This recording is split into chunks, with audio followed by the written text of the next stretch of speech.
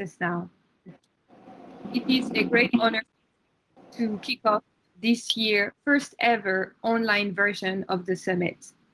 And I have to say, a couple of months ago, I thought that there would not be a RightsCon. So I am in awe of the incredible resilience of this community to make it happen.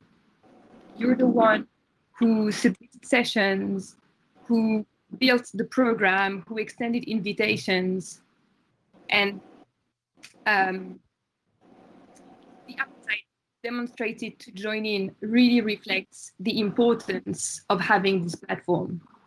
Every year, we like to say that the topics and the issues discussed at RightsCon are timely and relevant. This year, there is a sense of urgency for us to address issues sometimes or that we were putting away because of their complexity or because they were making us uncomfortable.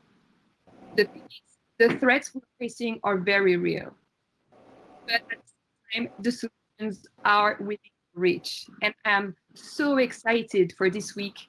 I can't wait to learn from the different speakers and different contributors, whether it's in the sessions or in the forum.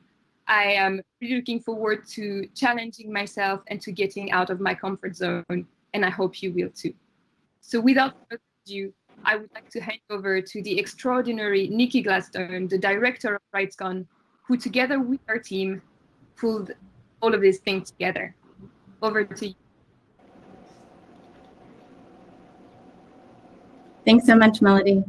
Hi, everyone. I'm Nikki Gladstone. I'm the director of RightsCon with Access Now, and I wanted to echo Melody in formally welcoming you to the 9th iteration of our Summit series and the first to happen entirely online, which is something I didn't think I would say before this year. And one of the things that I think I was most worried about when we were transitioning online, worried that I would miss the most, is the energy of everyone from the community in one room. And you know, I think it's really powerful to think sitting here in Toronto, knowing that everyone is connecting across different places from their own corners of the world. And, you know, whether you were meant to be in Costa Rica or whether you weren't going to be able to join us in Costa Rica, it's really powerful to know that we are all able to be here together connecting as a community. And I think RightsCon is going to look very different in this environment for many reasons. And we thought a lot about that when deciding how to take it online. And I think anyone who's ever been to RightsCon can appreciate how complex it sounded to bring something that large, that dynamic online. And as we went through the process, I think something that we always knew was that we had to do it. It wasn't a question of would we bring it online, it was just how would we do it and how would we do it justice. And an overwhelming majority of many of you told us that it was important to you too that we did that.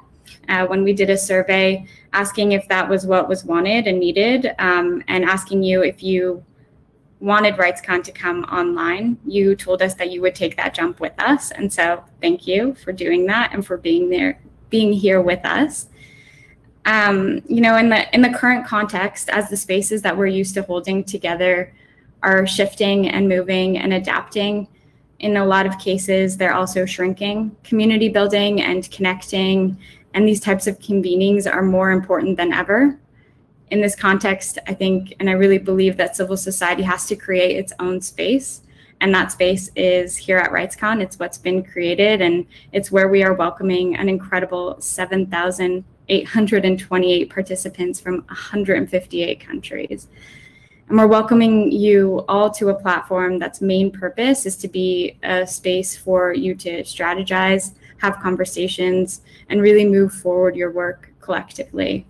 And with that, it is my absolute pleasure to hand it over to Brett Solomon, Executive Director of Access Now, to talk a little bit more about the issues that are at the top of the agenda and let you know who will be joining us for the opening ceremonies.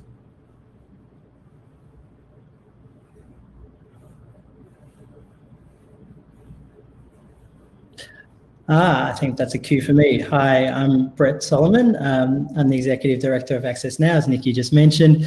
Nikki, thank you so much for introducing me, but more so to you and your team for putting on this extraordinary event. I know most of us are pretty much on mute or live streaming in one way or another, but I think we could take a moment just to clap or even rise for a standing ovation for Nikki, Sarah, Daphne, Rodrigo, Mariana, Kayla, and the entire Access Now team for all of their work in putting this together. So here I am, I can hear the roar out there. You know, when we talk about digital transformation from offline to online, I think this is what people are talking about, this rapid, immediate demand to move things from an offline environment to an online environment. So congratulations to the team for launching this 9th annual RightsCon, this time online. Our mission as an organisation, as the host of RightsCon, as Access Now, is to defend and extend the digital rights of users at risk. Our 75-strong team works across 20 or so locations across the world. I'm currently in Australia, which would explain why it's nighttime outside that door.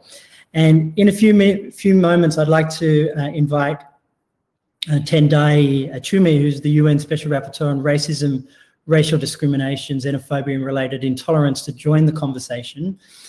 We couldn't be more pleased to have her join us here and to open the conference.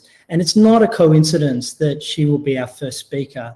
It's clear that we all have a lot to do in order to achieve racial justice across the world, and particularly in the tech space. And as a white man, I recognize that it's important for me to be an ally, to listen intently, and to challenge my own prejudices and race-based assumptions and actions. And, you know, this is the beginning of a journey for many of us. And over the coming days, I really invite you to think deeply about racial injustice and justice in these discussions, about colonialism and decoloniality. This is an intersectional issue that requires an intersectional response on the basis of gender, sexual orientation, disability status, and class. And I'm sure that the Special Rapporteur will talk more to this. It's also particularly pertinent in Australia, where I am, where the Black Lives Matter movement has spread, and where Australians of all different backgrounds are demanding justice for Indigenous Australians, from prisons to tech platforms.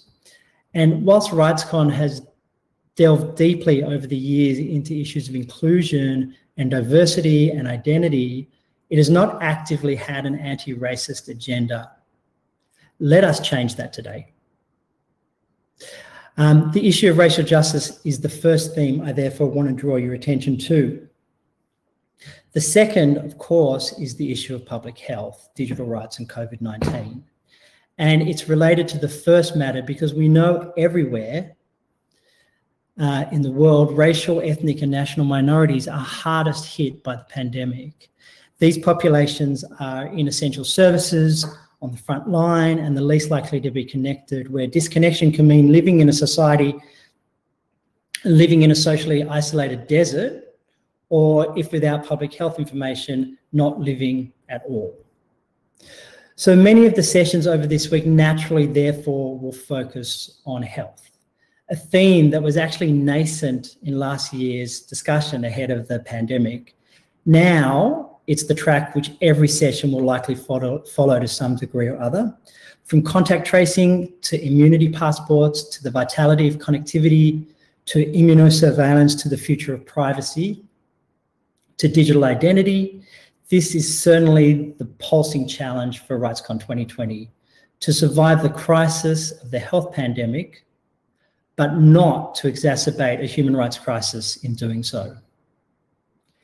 At RightsCon, we know that rights can only be achieved through participation, but the world over, as Nikki indicated, civil society participation is also being excluded.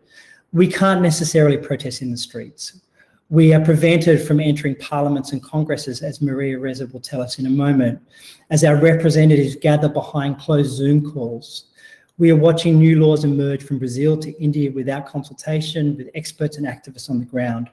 So this is the third standout issue for me, political participation and the right to assembly, which is why Access Now released a report today on the impact of technology on the rights to freedom of peaceful assembly and of association worldwide. So RightsCon is here, online this time, assemble to create and hold our own space. And I want to convey my deep respect for the activists and social movements who are rising to meet the needs of this moment, which on top of all the other challenges that you're currently facing or that you already face, is really monumental. And to that, we welcome almost 2,000 corporate, government and intergovernmental colleagues to join us as equal partners in these discussions. And I encourage you to take a moment to listen intently, especially to the most marginalized. We have almost 8,000 people who will gather this week, and the majority of them are from civil society. But one representative from government, who I'll be pleased to introduce in the opening panel, is the Costa Rican Minister for Science, Technology and Telecommunications, Minister Castillo.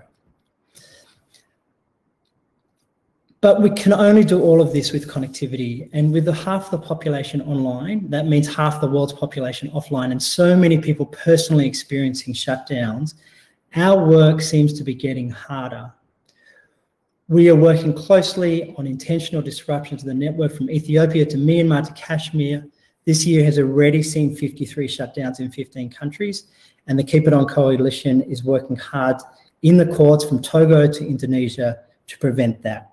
Where it was held, in a sense, that access to the internet is a right which cannot be taken away by the state. But the battle for global rights respecting connectivity has not been won, and this is the fourth theme that we must address. So to conclude, every year at RightsCon, there are multiple external human rights abuses and crises which are unfolding. Last year, our attention was on Sudan and on Hong Kong. This year, the crisis has again intensified in Hungary, where there is a press freedom emergency being broadcast in real time. The biggest news site, Index, which is perhaps the last remaining or one of the last remaining independent news sites, saw its editor-in-chief fired and the subsequent resignation of the full editorial staff of about 100 people. This is particularly devastating in Europe. And to that end, we'll be joined by one of the leading press freedom advocates, Maria Reza, who was listed by Time magazine as one of the 100 most influential people of 2019, as she has extensively reported in the Philippines on President Duterte's deadly crackdown, including in his State of the Union address, which just happened prior to this opening ceremony. And she will be our third speaker in the lineup today. And like each year, I want to draw attention to the plight of Alaa Abd El Fattah, who has been detained in his home country of Egypt for almost all of the 10 years since he spoke at RightsCon in 2011. His sister wrote to me today to say that Alaa, a software engineer and advocate, has now been in maximum security for 10 months straight in horrific conditions. And that's the photograph of him when he spoke in 2011.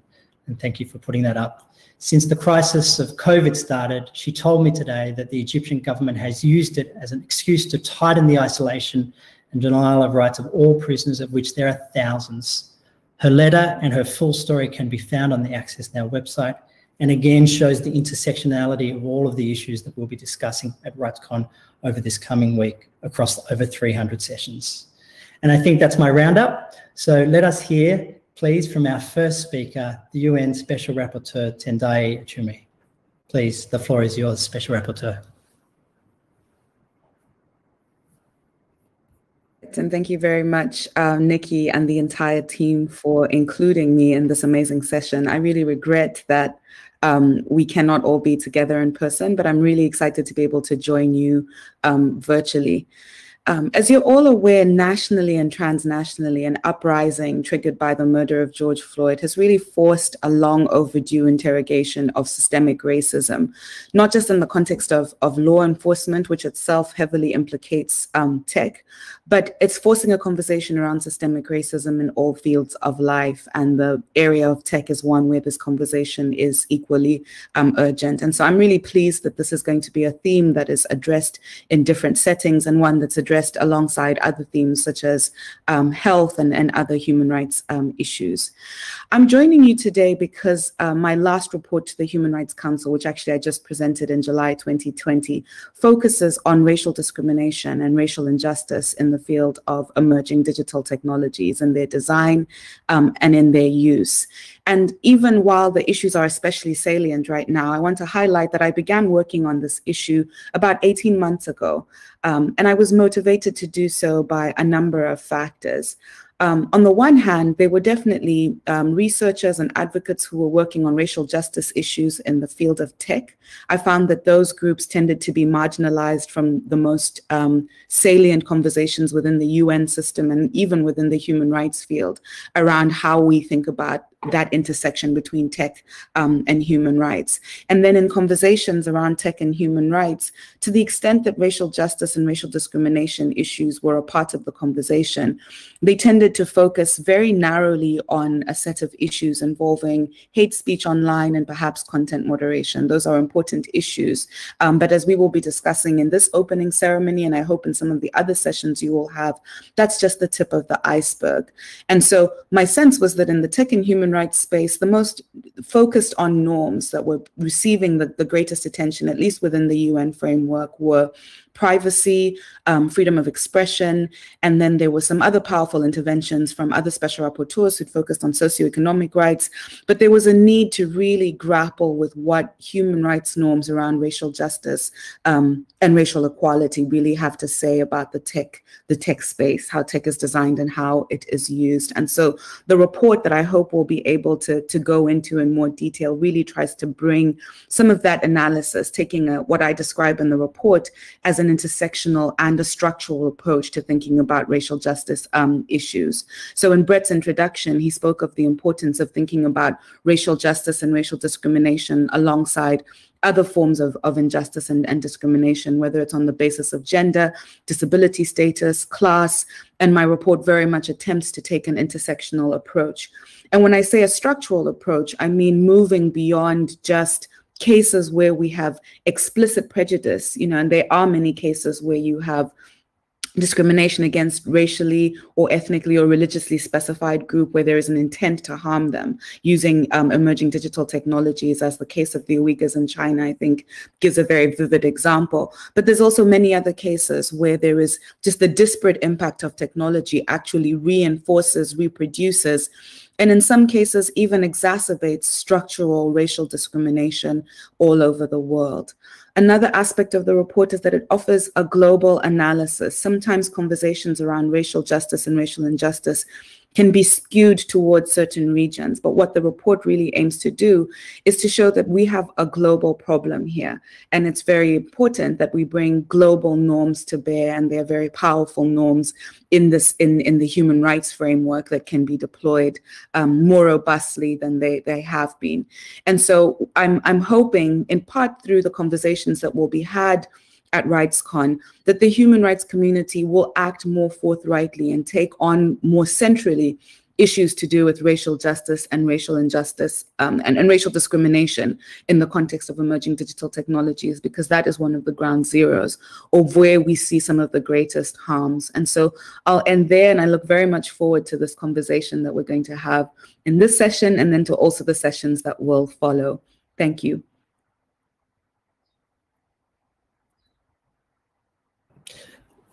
Thanks very much. And I think now's an opportunity to hand over to Maria Reza from Rappler. She's the CEO and the founder.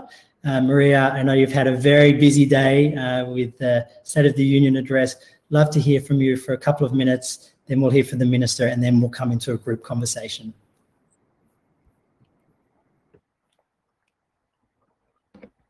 The first one is to pick up from what Tunde said, is that let me just call, I think the biggest shift that has impacted rights all around the world is a behavioral modification system we know as social media, but it is actually exacerbating the worst of human nature, and it is a behavioral modification system, right? In my case, we'll talk about it in terms of the Philippines and the battle for facts, which actually is happening all around the world. And in my, let me put it in the battle that we've had for the last 4 years, which is racist, right? So in 2016, President Duterte won the elections in May of 2016. That was really the beginning of the domino effect, right? Going all the way through. The next month was Brexit. In 2016, that was also the first year when we came under attack for impunity, challenging impunity on two fronts: a brutal drug war here in the country, in the Philippines, and social media, Silicon Valley, and its impact on our information ecosystem. That was also the year after we did our propaganda war series that we were targeted first online. So the narrative, journalist equals criminal, was seeded on social media. The next year in 2017, that same narrative, right, which I kind of sloughed off because I thought, oh my gosh, by next year I'll be a journalist for 35 years and my track record should be okay. Journalist is not equals a criminal. Laugh, laugh, laugh. Well, you hear it a million times. When it's pounded a million times on social media, all of a sudden people think, maybe it's not far-fetched. Have you heard this? Have you heard this? And then all of a sudden, this astroturfing bottom up in 2017 was met by top down, the same message coming from President Duterte in his State of the Nation address. We just had his fifth one today. But in July 2017, he said the exact same thing. That then is the weaponization of social media. In 2018, that was followed by the weaponization of the law. Journalist equals criminal. I had 11 cases and investigations filed against me and Rappler at that point. In 2019, 8 arrest warrants issued. I was arrested twice in a 5-week period.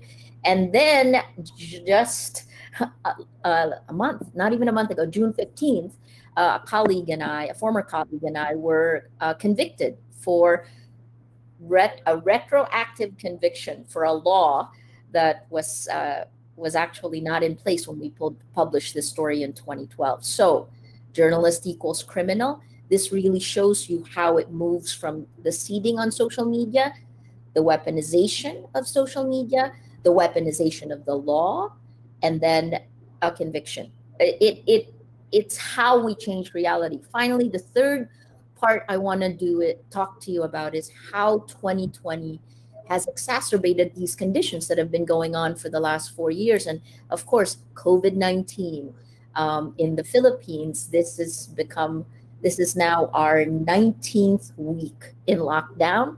It is a security-driven lockdown. President Duterte talked about some of the things that he admitted, the failures in dealing with some of these. But here's the last part. That wasn't the only thing that happened in the Philippines. COVID then set the conditions for a consolidation of power for the Duterte administration. My conviction in June began to codify abuses of power into law. In order to convict me, the court had to change the statute of limitations for libel from 1 year to 12 years. That was followed soon after by the permanent shutdown of our largest broadcaster in the Philippines, ABS-CBN. And that is followed by the third part, which is codifying into law an anti-terror law that was passed through Congress in just 5 days, that essentially would give cabinet secretaries the power to designate a critic, a journalist, someone like me, a terrorist. And by doing that, we can be picked up without an arrest warrant and jailed for up to 24 days.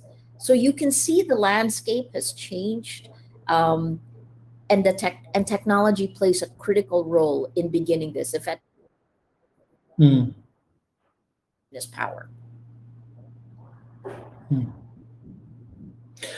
Thank you so much. Thank you so much, Maria. I really look forward to hearing more and discussing more, both with the Special Rapporteur and also with the Minister, about the situation that you're currently facing. I read in one report that if you combine all of the charges against you and your team, it would add up to 100 years, which is kind of devastating, of course, and I'm sure for you personally and for your team, very stressful. Let's hand over to the Minister now. Minister, thank you so much for joining us from Costa Rica. As you know, we were meant to be having RightsCon Costa Rica in your home country, and thank you very much for your support in putting that event together, and of course for joining us now. The floor is yours. Well, good morning, dear RightsCon participants. I extend warm greetings on behalf of the Republic of Costa Rica. As you may remind, the current edition of RightsCon was planned to be held in our country. Although it unfortunately turned out to be impossible this time, I cherish the hope that the time will soon come in which we will be able to resume this plan. So it will be a pleasure for us to welcome you to our country. We are here to discuss about a topic that in fact should be self-evident.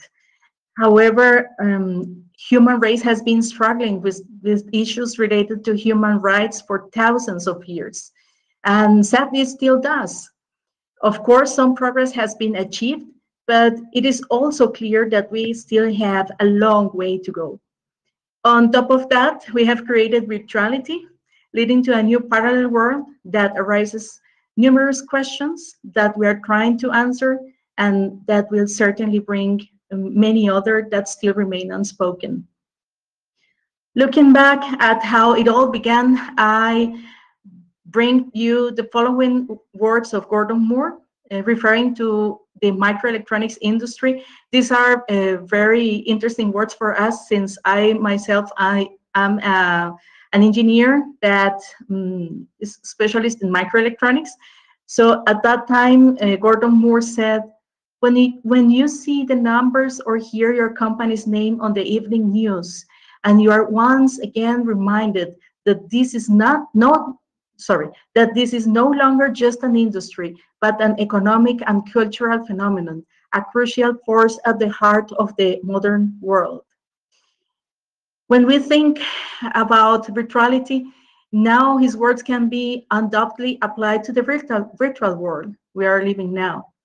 This pandemic has accelerated the pace at which digitalization and virtuality is massively expanding to every aspect of our lives. But the truth is that we were not prepared for this. We are at the beginning of legal and societal discussions about virtuality. So the virtual world certainly opens an unprecedented opportunities for effective and immediate communication for the benefit of humanity. But this is exactly why we need to prevent its use as a tool for extending violence, intolerance, misinformation, and the perception of lack of safety. In 1982, in his book Critical Path, the futurist and inventor Richard Buckminster Fuller indicated that until the year 1900, humanity needed a century to duplicate its knowledge. At the end of the Second World War, it took 25 years, and today we need only 13 months. IBM estimated that Internet of Things will reduce the time to double the amount of information generated by human race to just 12 hours. So we're living in privileged times of exponential advance of knowledge and technology, and no other time in history has witnessed the generation of this amount of new information and knowledge. But what kind of information we want to be generated?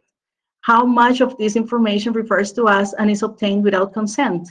How to deal with freedom of expression, but also with fake news and digital violence. We have the right to be connected, and this is something that the pandemic really brought as an issue. How do we ensure the right of people to be connected in order to continue with work, with their relationships, with their families, their friends in this stage of isolation, but also the right to education and to obtain information? And what about the gap in digital literacy? So people also have the right to have this digital literacy at hand and to provide the means for achieving that. And we're still trying to answer very simple things like how and when I got tracked if I never granted access to this. And I'm trying to think here as a citizen, as this citizen that faces every day these questions. What if I was included in a WhatsApp group I didn't want to be in? Shouldn't I be asked first by the app if I wanted to be included before I am included? Shouldn't I have the right in every subscription service to delete my email account, especially if someone else used my account? These are very simple questions, but we're still trying to answer them for the citizens, and we're still trying to provide the mechanisms for that. And let's imagine now about the most difficult questions that we are facing that we'll still have to solve. For example, the legal concerns in institutions and citizens about data sharing. And in our country, and probably in many countries, the pandemic revealed important legal and procedural gaps. And people is turning to our ministry to answer many of these questions. And we're specialists in technology, but that means, we need people which is specialists also in the legal issues of technology. And those will not be, probably not all of them will be in our ministry. And this also aroused the questions on how prepared we are as governments and institutions to deal with this. And if law enforcement is difficult in the non-virtual world, how are we going to cope with this in the virtual world? So there are really still many things to be solved, and I am glad that we have the opportunity to discuss them in this conference. I hope that all these discussions and conversations will bring really fruitful policies, decisions, suggestions for people to help them deal with this new world, and also to help governments and institutions make this new world a good one instead of one extending violence and intolerance and inequality.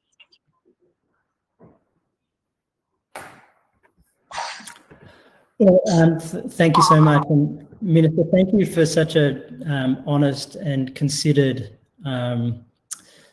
perspective that you provided there, because I'm sure that Maria and others from countries around the world don't have ministers of technology who are really thinking about the philosophical, the political, the economic, the social, as well as the technical matters that are at play in coming to some conclusions about many of the decisions that are at the front of governmental policy. So Tendai, if you don't mind, I'm going to flip back to you. And you mentioned in your report that actually the thematic of the report was looking at the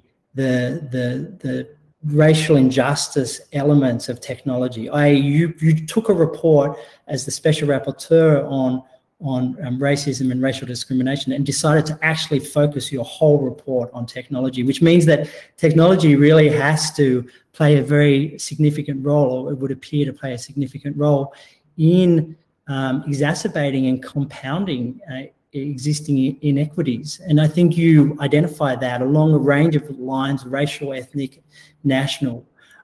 So you provided a series of recommendations. Let's play a small game here for a second.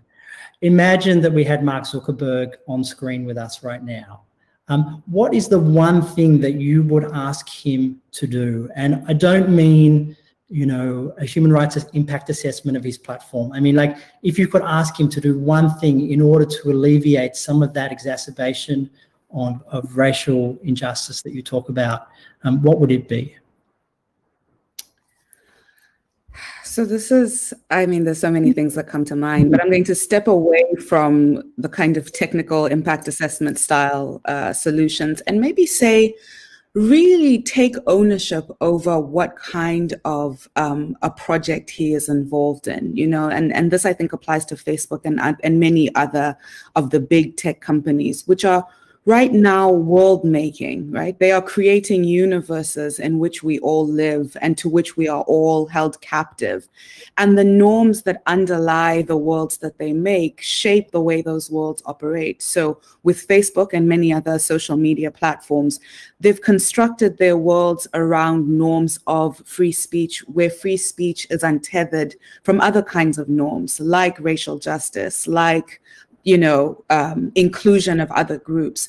And once the fundamentals of how you organize the platform are structured around a certain type of norm at the expense of another, and you might think about Facebook's even its business model, right? And this is part of the big critique with these big tech corporations, is that the way that they make money is compatible with and sometimes benefits from racial discrimination and racial exclusion. And to me, that speaks to a failure to truly internalize exactly what kind of project he and the company is involved in. And so my recommendation, the thing that I would ask is, take ownership of the world that you are creating and understand that the norms that you have placed at the center are the ones that are going to be privileged and reproduced on that platform.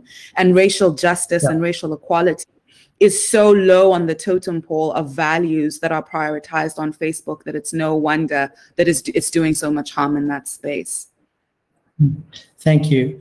I'm not sure if I can be heard. Can you hear me, Tendai? Yeah. Okay. So look, yeah, great. Thanks. I mean, as you say, the complexity is great and the scope and scale of that particular platform is so large. And if you deprioritize or de-emphasize the issues of racial justice or racial identity, they end up being caught up in this, I guess, this maelstrom of replication of what we've seen offline and also an amplification of what we've seen offline. But it's not just the tech platforms like Facebook that are important here. It's all of the, like, you look at every single company, it's now a tech company regardless of what they sell. And I think you've also identified that in the report, that it's, you know, it's about the human embedded technologies like pacemakers. It's about predictive technology of policing. It's about the skewed data sets that determine the likelihood of employment or social welfare. It's now about the tracing apps. So this is not just a tech platform issue, it's also a ministerial, it's a government issue. And, you know, as the special rapporteur, you report to member states, you actually have a minister here of technology on the line. Now, I don't want you to reflect upon Costa Rica's tech framework, but as a minister of technology, and it was very interesting what she said actually about her ministry being asked for solutions. They had been actually just looking at technology, but now it's across the whole spectrum. What would you suggest to ministers of technology in terms of governmental policy to put in place to not exacerbate some of that discrimination or racial injustice that we're seeing in the online environment? Thanks. So I would say two things, and the report actually includes a number of recommendations for member states, and I would encourage the member states to read the reports because of detailed recommendations. But I would say two things I want to highlight here. One is, where is the law? So we have existing human rights frameworks, including around racial justice and racial inequality. There's a very robust anti-racism framework that exists at the international level and that most governments have actually signed up to. But you don't see the International Convention for the Elimination of Racial Discrimination really dealt with in tech conversations, whether it's about how governments are structuring their technological responses or how they're regulating private government. So I would say, where is the law being applied? Is it being taken seriously as a resource?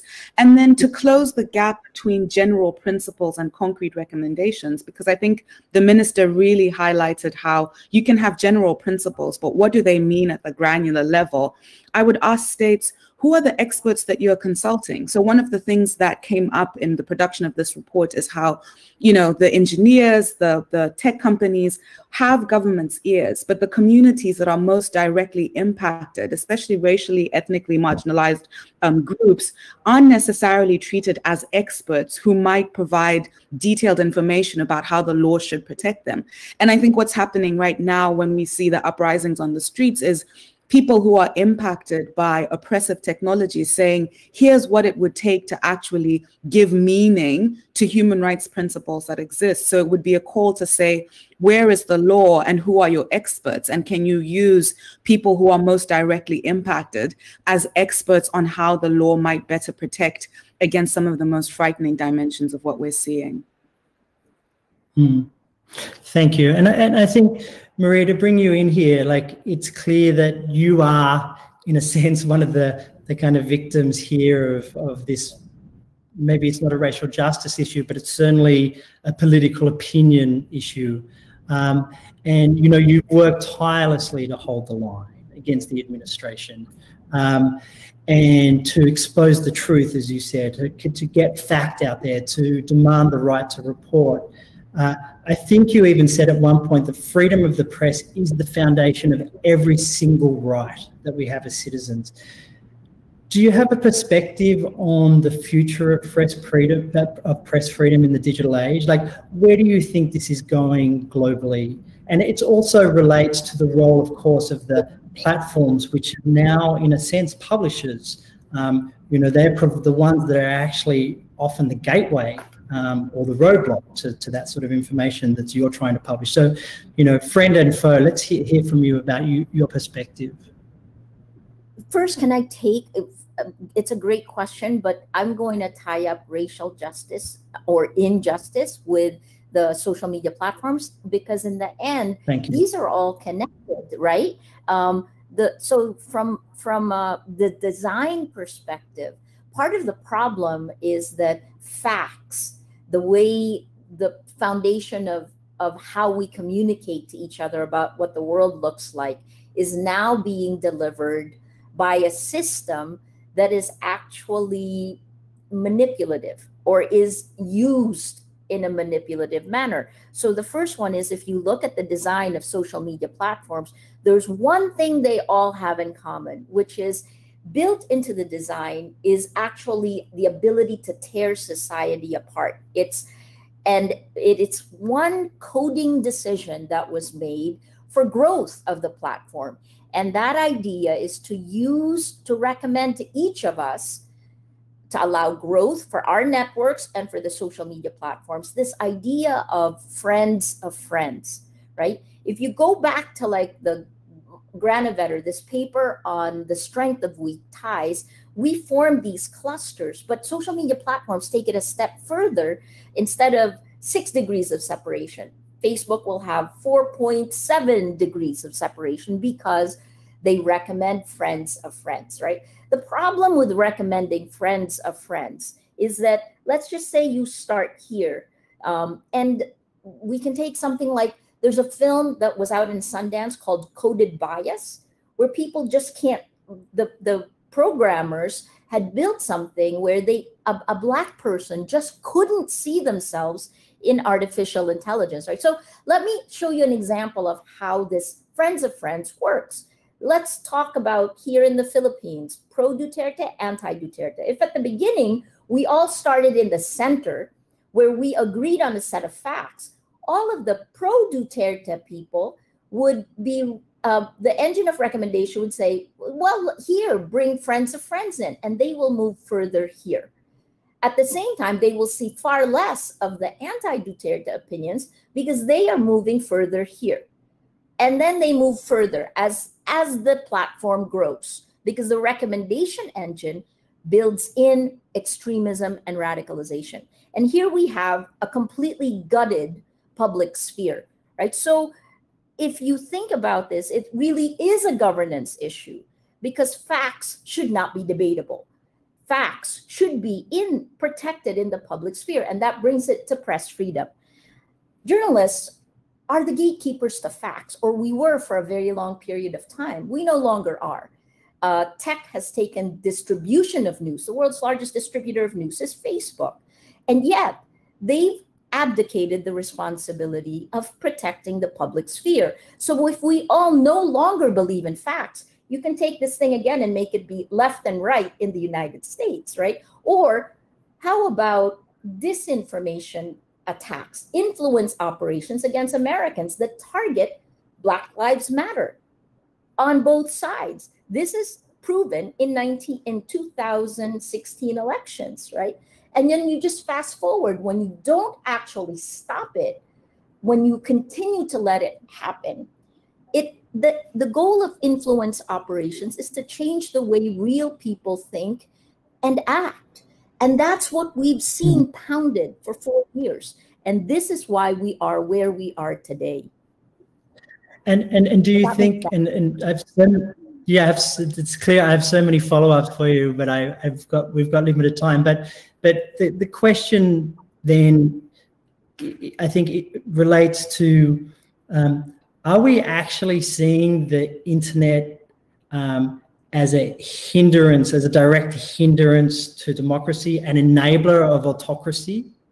I mean, is that the experience as a result of all of this division? And at the same time, I mean, the internet has actually been it's been your mouthpiece. It's enabled Rappler to communicate with, you know, 1 million out of 10 million citizens in a way that, like, you would not have been able to do, I think, through traditional media. So there's this, like, this incredible enabler, and at the same time, it's probably going to be the cause of your detainment. And perhaps you're the personification of this, you know, this kind of eccentric, bipolar experience that we're having of the internet. And should we be advocating, like, how should we be advocating to protect that open, rights respecting internet going forward? Wow, that's a ton of, that's a lot of, you know, right? So the first, yes, absolutely, this is destroying the public sphere as it is right now. And secondly, there has to be some governance in this, because self-regulation for tech platforms have not worked. This is part of the reason. You look from 2017 until today, all of the research has shown that cheap armies on social media are rolling back democracy. It is playing to the worst of human nature, and there is no protection for users. This is part of the problem, right? What about the frontliners, the journalists, the human rights activists, opposition politicians in the Philippines? So number one, it has gotten worse. Number two, I don't think we throw the baby out with the bathwater. And there are lots of solutions that we can talk about, right? Lots of books have been written. Chris Wiley, the Cambridge Analytica whistleblower, says, well, why not have building codes for tech, right? Individual coders are going to have to sign building codes, like building codes for buildings. But the second one is, there's actually a very interesting book coming out in September. Sina Noral at MIT recommends that it starts with protecting the users first, right? So data portability, social network portability, these are some of the things, because if you do that, you give the networks, the social media platforms, incentive to protect the users. Regulation is going to have to be part of it. And for anyone fighting for the internet, that's a difficult thing. Who gets to decide this? I'll say the person, you know, Mark Zuckerberg will always say, you don't want us determining what should be censored. Well, you know, that's just a wrong understanding of what censorship is. Because in the end, as it stands right now, these platforms are already censoring. They're already determining which speech gets the widest distribution. And right now, lies laced with anger and hate spread faster and further than really boring facts.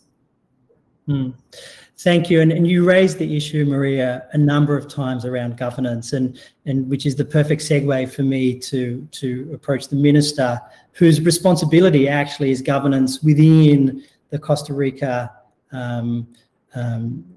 jurisdiction. And so let me ask you, Minister, like, you know, you're an expert on nanotechnology, the smallest of technologies, where we're now seeing that technology is having such a large impact.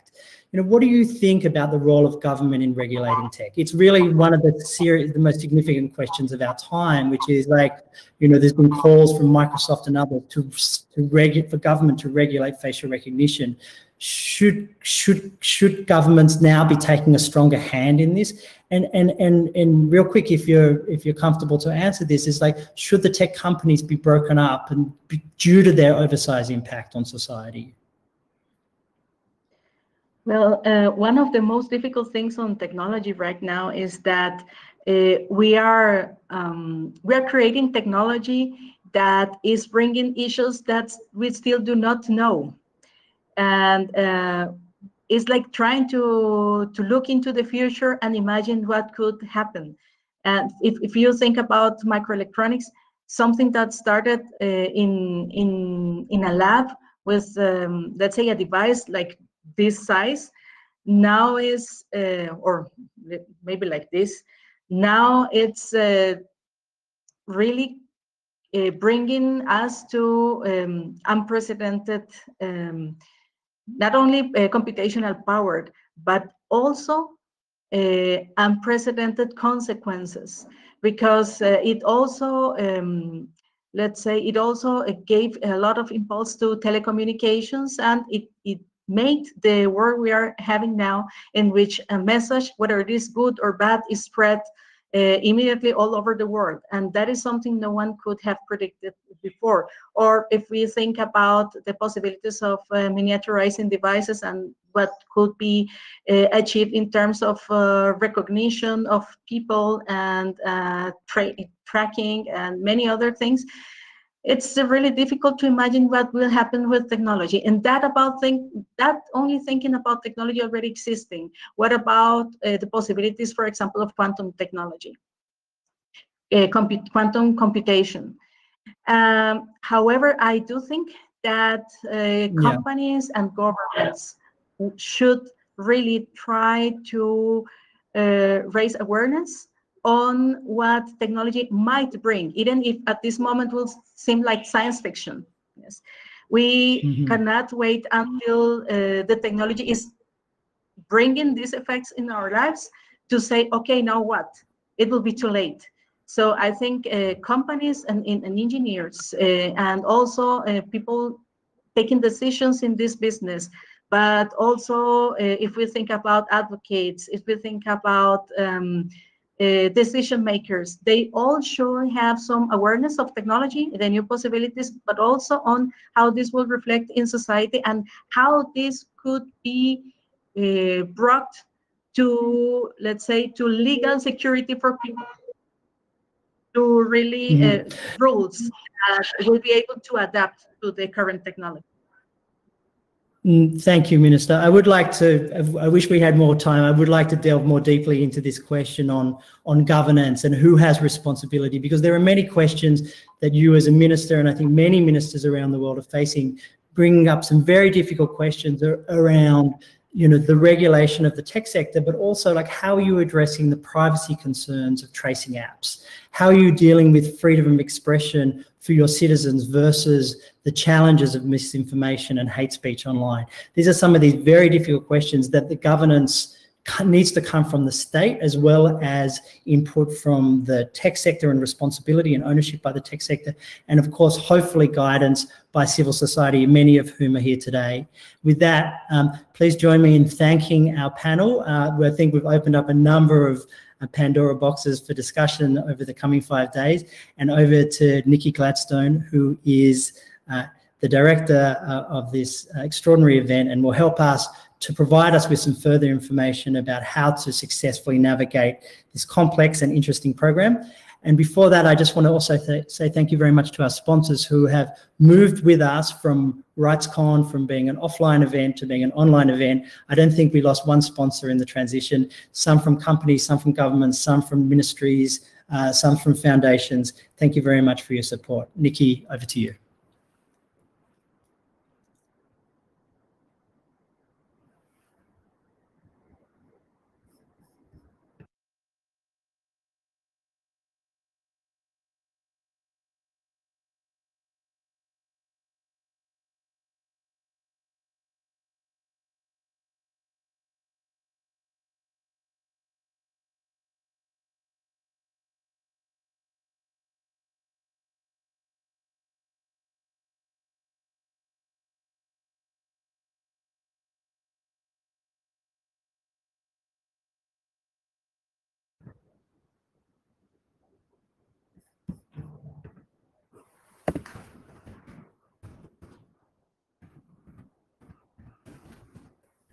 Hey, Nikki, I think you might be on mute, so maybe we can get you off mute and bring you back onto the screen. Oh, hi. Can you hear me? Can you start again? We missed all of that. Oh, that's too bad. Okay, I'll do that again. I started off saying that I would do it really quickly, but now I'm making you watch me do it twice. So I will be quick this time. So I wanted to share a few reminders about the platform and how to have your best possible experience. There's a lot happening on the platform, as we've mentioned a few times. There's over 300 sessions, discussion forums, one-on-one chats. The Guide to RightsCon on the platform should be really your first visit. We've put a lot of information there for you to know how to set up your profile and time zone, how to understand the program, and really build an agenda. And just on the note of the agenda, I wanted to say a big thank you to all of the session organizers who came on this journey with us and did an incredible job at transitioning the program this year. And you can really see it in the quality of the agenda. Part of transitioning that program meant adapting our session formats. So you will see many pre-recorded lightning talks and tech demos. You'll see panels and fireside chats. And a lot of strategy sessions and community labs. And I just wanted to make a note on the sessions that have caps, which are the strategy sessions and community labs. So there's over 7,800 participants registered to the event. And so there may be sessions at any given time that you don't get into because of that cap. And so we just want to, make sure that you're pointed in the direction that at any given time, there will always be sessions happening that have unlimited capacity. So even if you don't get your first choice, this program is incredible, and we're confident that you will find other sessions that are engaging and enriching. And, I think this is a new platform for all of us. And for many of you, it might take a moment to get comfortable.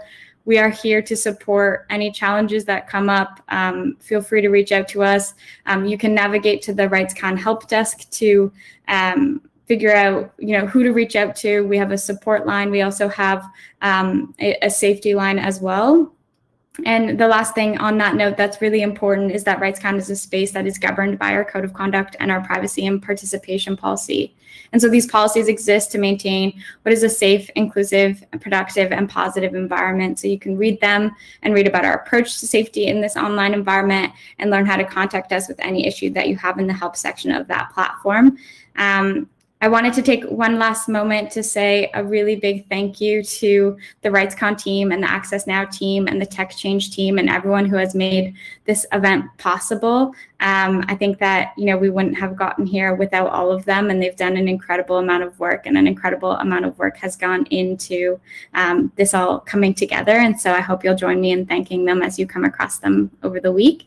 And so with that, I will let you I'll soon start. I'm going to pass it over to Melody so she can kick us off for the first ever RightsCon Online.